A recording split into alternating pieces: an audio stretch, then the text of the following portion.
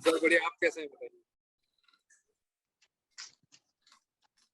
और बताइए सर, क्या चल रहा है जीवन में? बस आपकी दुआ है sir. Friends, a very good afternoon to all of you. I'm very happy to announce that today we have actor Amit Sial in our show, who is going to speak about his upcoming series Jamtara, the new season, Jamtara season 2, which is going to stream on Netflix very soon during 23rd September. Amit ji, बहुत बहुत स्वागत है हमारे show में। नमस्कार। बहुत बहुत धन्यवाद, बहुत बहुत धन्यवाद, थैंक यू। अमित जी, आपने तो मतलब हिट पे हिट दिए जा रहे हैं ओटीटी के जगत में। लाइक ओटीटी में आपने कोहराम मचा दिया है। फर्स्ट महारानी जो अभी लास्ट वीक रिलीज हुआ था, और अभी जमतारा आ रहा है। तो ये फेज मुझे लग रहा है कि आपका सबसे बेहतरीन फेज है। आपको कैसा महसूस हो रहा है, हम आपसे जानना चाहेंगे। मैं थोड़ा सा ना वैसे पास्ट लॉरल्स पे थोड़ा कम ही अटकता हूँ, तो बट डेफिनेटली एक सेंस ऑफ रिलीफ है। और ऑडियंसेस के लिए जो काम करते हो आप, वो काम अच्छा आए बाहर, ऑडियंसेस उसको अप्रिशिएट करें, तो बहुत खुशी होती है और एक सेंस ऑफ फुलफिलमेंट मिलता है आपको। तो उस तरीके की फीलिंग्स हैं अभी, और एनकरेजमेंट है कि और अच्छा काम करूं आगे फ्यूचर में। फैंटास्टिक फैंटास्टिक जी। तो अमित जी, आप जमतारा सीजन 1 मैंने देखा था 2020 में, एंड आपने उसमें एक पॉलिटिशियन का रोल भी किया था। थोड़ा पूरा नेगेटिव टाइप का कैरेक्टर था, and you are one of the very fine actors, talented actor, जिन्होंने कि both positive and negative characters बहुत अच्छे से निभाए हैं। लाइक जैसे मेरा पर्सनल ओपिनियन से, जैसे फिल्मों में एक जमाने में सुरेश ओबेरॉय, मतलब उनको देख के पता नहीं लगेगा कि whether he is going to be a good guy or a bad guy. Like वो दोनों चीजों को अच्छी तरह से बैलेंस करते हैं। You are one of the few actors जिन्होंने कि नेगेटिव शेड्स और पॉजिटिव शेड्स अच्छे से बैलेंस आउट किया है अपने फिल्मोग्राफी और करियर में। तो आपको do you have an inclination, मतलब थोड़ा सा इंक्लिनेशन रहता है थोड़ा कॉम्प्लेक्स और नेगेटिव कैरेक्टर्स प्ले करने में, जैसे जमतारा में आपने किया था, जैसे महारानी में आपने ऐसा किया है? कुछ नहीं है। मैं एक कहानी है मेरी लाइफ की कि इनसाइड एज से पहले एक बहुत ही डार्क फेस आया था लाइफ में, जहाँ पे कुछ काम नहीं था, पैसे नहीं थे, कुछ आता पता नहीं था कि कहाँ जा रही है लाइफ। और बेसिकली आप समझ लो कि ऑन द वर्ज ऑफ कि आप बस भागना चाहते हो कि अब इसमें कुछ होगा नहीं, आप कुछ और ट्राई करना चाहिए लाइफ में। जी। तो मैं ऐसे मतलब थोड़ा 2-3 लगा रहा था, लवली लवली घर में बैठ कर अकेले। तो भगवान से बातें कर रहा था मैं। तो मैंने बोला यार, हीरो तो बना नहीं दे आप, तो विलेन ही बना दो, ठीक है? तो उन्होंने जो सुनी है ना उसके बाद मेरी, तो विलेन का सिलसिला जो है वो रोके नहीं रुक रहा है वो। तो ऐसा मेरा कोई इंक्लिनेशन नहीं था, बट जब नेगेटिव रोल्स आप करते हो ना, वो बहुत ज्यादा कलरफुल होते हैं यार पॉजिटिव रोल्स। एंटागनिस्ट ज्यादा कलरफुल होता है, बहुत सारी चीजें होती हैं एक्सप्लोर करने के लिए, मजा आता है, कुछ भी कर सकती है, can get away with anything. ये जो प्रोटैगनिस्ट का हीरो टाइप का रोल होता है, अच्छे गुड मैन का, वो बहुत बोरिंग और बहुत बहुत ट्रिकी होता है वो, कि उसमें भी आप कैसे रिझा सकते हो लोगों को, बट विलेन मजेदार रोल होते हैं यार। बट अभी थोड़ा हो गया ज्यादा विलेन, मैं थोड़ा इसको कम करना चाहूंगा और भी चीजें ट्राई करना चाहूंगा, कर भी रहा हूँ, ऐसा नहीं है। बट ऐसा कुछ खास इंक्लिनेशन नहीं है। देखो, कैरेक्टर होता है यार दोस्त, तो वो चाहे वो पॉजिटिव हो चाहे नेगेटिव हो, और दोनों ही चीजों को एक्सप्लोर करने में बहुत मजा आता है। जी, मैंने सचिन पाठक जी से हाल ही में बात किया था जब रंगबाज आ रही थी, और उन्होंने बोला कि आपका काठमांडू कनेक्शन सीजन 2 भी चल रहा है, आ रहा है जल्दी से। जी। उसमें आपने पॉजिटिव कैरेक्टर जैसे कॉप का रोल, मेन प्राइमरी कैरेक्टर है, वो भी निभा रहे हैं आप।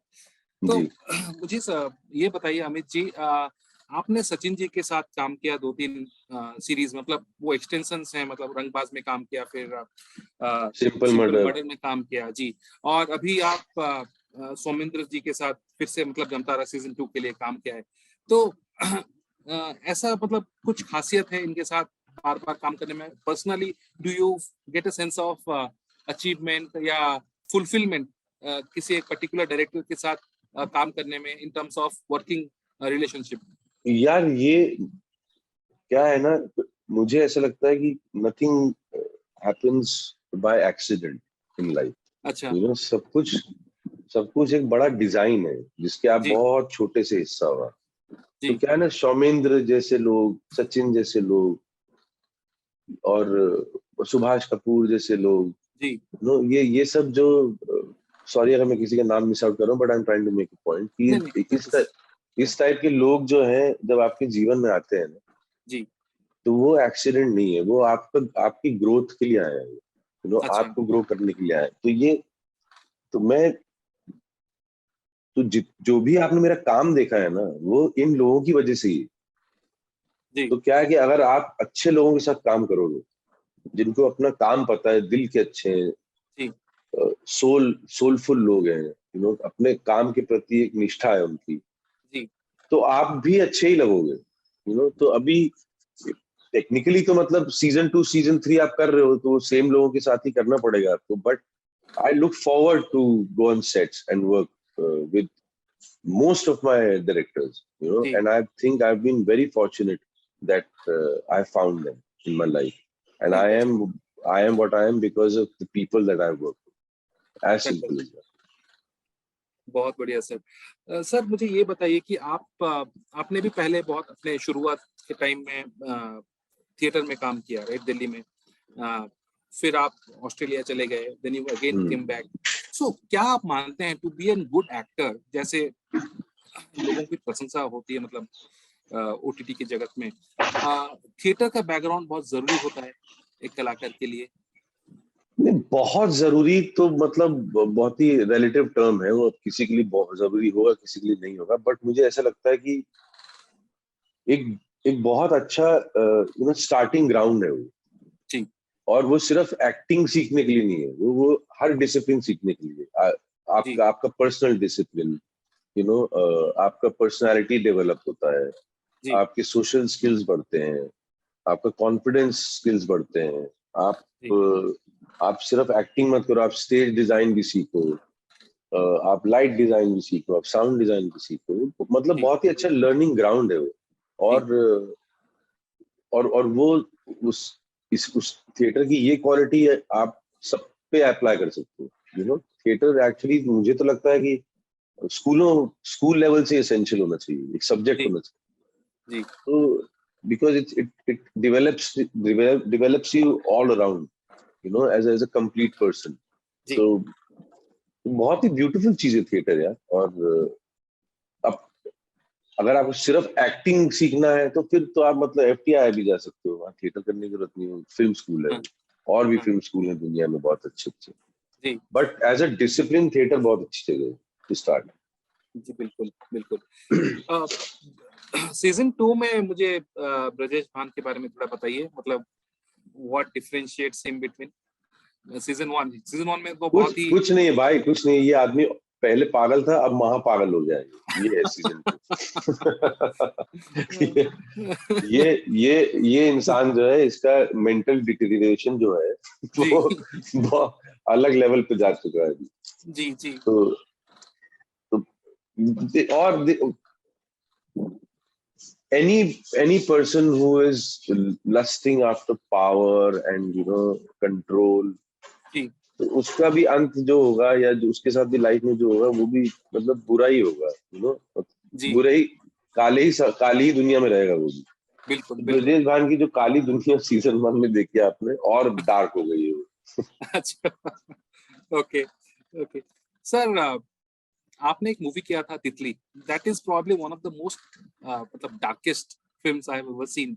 कानू बेल जी के साथ मतलब डायरेक्टर, और या रणवीर शोरी और शशांक जी भी थे उसमें। I think that was probably one of the darkest, जैसे आपने अभी बोला ना, पूरा महापागल उस तरह का पूरा एनवायरनमेंट था। सर उस तरह का किरदार निभाने में does it take a lot of effort to come out of that character after the shooting thing is over? आपको ऐसा पर्सनली यार, महसूस? बहुत एक किस्सा याद आ गया मुझे आपके क्वेश्चन से, कि मैं, एक तो हम लोगों ने बहुत मेहनत करी थी सब लोग तितली के लिए। जी तो हम लोग वो एक्चुअली पता ही नहीं चला कि कब ट्रांसफॉर्म हो गए उन कैरेक्टर्स में। यू नो, और अच्छा। पूरी 2 ढाई महीना वर्कशॉपिंग, साथ में जी। रहना। और मुझे याद है कि मैं दिल्ली में था और अपने होटल में था, और मेरी वाइफ जो है वो दिल्ली से ही, वो भी लकीली वहीं पे थी अपने घर पे। अच्छा। अच्छा। तो मिलने आई वो मुझसे, होली का टाइम था, और वो अंदर इंटरनल ट्रांसफॉर्मेशन हो गया था, तो मैं अमित सियाल से वो कैरेक्टर बन चुका था, जो कि अच्छा। मुझे रियलाइज नहीं हुआ। अच्छा। तो उसने आते ही बोला कि, मेरी आंखें देख के उसने बोला कि तुम बदल गए यार, तुम वो नहीं हो। अच्छा। मैंने, क्या बात कर रही है, मैं तो वही हूँ। तो फिर, नहीं नहीं, तुम बदल गए हो। तो, तो बहुत बहुत ज्यादा घुसे थे उसके अंदर, और जितना टाइम लगा घुसने में, उससे ज्यादा टाइम लगा निकलने में, और वो भी पता नहीं चला कि हम बन गए और निकल नहीं पा रहे हैं इसमें से। अच्छा। तो वो, देखो क्या है ना, आप कोई कैरेक्टर करते हो, और मैं हम्म। अपना काम बहुत शिद्दत से ऑनेस्टली करता हूँ। जी। और मेरे लिए बहुत ही पायस चीज है एक्टिंग, उसके साथ जी। मजाक नहीं करता मैं, अपनी जिंदगी के साथ मजाक कर सकता हूँ, एक्टिंग के साथ नहीं। जी। क्योंकि आप किसी को रिप्रेजेंट कर रहे हो, वो फ्लूजी नहीं हो सकता, वो किसी की राइटिंग रिप्रेजेंट कर रहे हो, किसी कैरेक्टर जी। को रिप्रेजेंट कर रहे हो। हाँ जी। तो सॉरी, क्या बोलना था, मैं भूल गया, चेन ऑफ थॉट पे क्या पूछा था आपने? कि मुश्किल होता है आपको उस कैरेक्टर में से निकलने के लिए जब आपका सब हाँ हाँ, खत्म हो जाता है। तो जब आप कोई भी कैरेक्टर करते हो, हाँ तो जी। एक अंदर ना एक दरवाजा खोलते हो अपने, तो आप ही का एक फैसेट जो है ना, हाँ वही आपको पता चलता है, तभी आप वो कैरेक्टर कर पाते जी। हो। अब आपने खोल तो दिया है दरवाजा, अब वो वो बंद कभी कैसे कभी करोगे? बंद हो जाता है, कभी कभी नहीं होता है, मोस्ट प्रोबेबली नहीं होता है। तो आप, अब मैं, मेरे अंदर मुझे लग रहा है कि जितने भी कैरेक्टर मैंने किए ना, वो सारे जीवित हैं। जी। जो दरवाजे मैंने खोल दिए हैं, वो बंद नहीं हो रहे हैं। तो तो वो हाँ। तो वो एक्टर, तभी एक्टर आधे पागल हो जाते हैं यार, क्योंकि अच्छा। मतलब आपका आपका काम ही वो है ना, तो वही।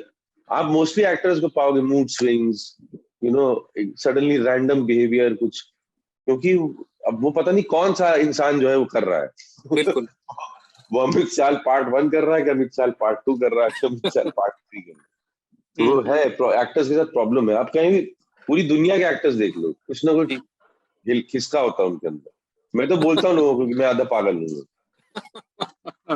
जी सर, आपका वो फैसेट हमने सिंपल मर्डर में भी देखा था। हम्म। मतलब आपका सेंस ऑफ ह्यूमर मुझे तो लगता है कि रियल लाइफ में भी बहुत अच्छा होगा, so that you depict that sense of humour in in your characters.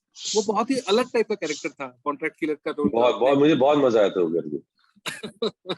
बहुत अच्छा लगता था वो कैरेक्टर, लगा था मुझे देखने के लिए। एंड जो तालमेल आपने वो सुशांत सिंह के साथ, वो कौन मैं, हाँ तुम बस, वो उफ अरे वो भी जो तो जीनियस एक्टर है ना यार, वो बहुत बढ़िया एक्टर है, सो मेरे बड़े वो भाई ऐसे, वो याद बहुत। वो याद रह जाता है, मतलब these things, little snippets, they become etched in your memory. तो मुझे आपका वो सीन बहुत अच्छी तरह से याद है। और सर, कोई एक एक्टर जो आपको बहुत बहुत प्रभावित किया हो, मतलब ओटीटी में ही ले लीजिए, कोई भी, लाइक आप किसी को बहुत एडोर करते हैं, ऐसा कोई एक्टर्स हैं? हाँ बिल्कुल है, बहुत सारे हैं। और अगर इंडियन एक्टर्स की बात करूँ तो नसीब भाई हैं। जी। एक्टिंग की दुनिया में, मतलब एक्टर बनने का सपना जो लिया था मैंने, वो तो मेरे जमाने में तो एक ही थे, अमिताभ बच्चन। ठीक है। जी। तो नाम भी अमित और अमिताभ जी। हाँ, तो सेम है। मतलब हेरोइज्म जो था उनका, जी। उसने ही प्रेरित किया था कि यार ये बहुत सही काम है यार, ये एक्टर बनना चाहिए। तो जी। फिर आप जैसे जैसे बड़े होते हो, फिर आपकी और आंखें खुलती हैं, और लोगों की तरफ देखते हो आप, तो जी। नसीर भाई अभी लेटली, जब से इरफान भाई आए, तो इरफान भाई मुझे बहुत अच्छे लगते थे, इरफान जी। खान, जी। जी। मनोज बाजपेयी, नो, जी। उनकी वर्सेटैलिटी बहुत कमाल की लगती है मुझे, मनोज सर जी। की। और सर। बाहर बाहर तो बहुत सारे हैं, डेंजल वॉशिंगटन है, डैनियल डे लुइस है। हाँ, नहीं मतलब मैं अपने हिंदी सिनेमा जगत के बारे में हाँ, तो पूछ रहा हिंदी हिंदी सिनेमा में यही 4-5 लोगों ने बहुत इन्फ्लुएंस किया। हूँ। जी जी, thank you so much. Sir, मेरा आखिरी सवाल आपसे कि मैं आपको आपकी ही 4 सीरीज का नाम दूंगा। हम्म। आपको उसका मतलब फेवरेट रैंक करना है। मैं आपको जमतारा नहीं दे रहा हूँ because this is about Jamtara, मैं वो आपको नहीं दे रहा हूँ। अरे यार ये तुम कहाँ फंसा रहे हो मुझे यार, लोग मारेंगे मुझसे।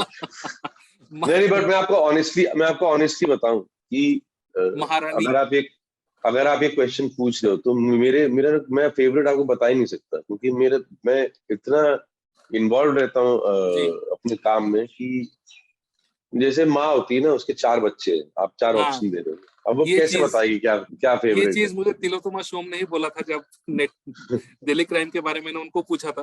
आप तो क्या डिफरेंशिएट करते हो? बहुत मुश्किल है यार, ये बहुत मुश्किल है बताना है। पर एनीवे चलो खेलते हैं। महारानी और काठमांडू कनेक्शन, सिंपल मर्डर और इनसाइड एज, आपका इसमें से सबसे फेवरेट? फेवरेट बताना।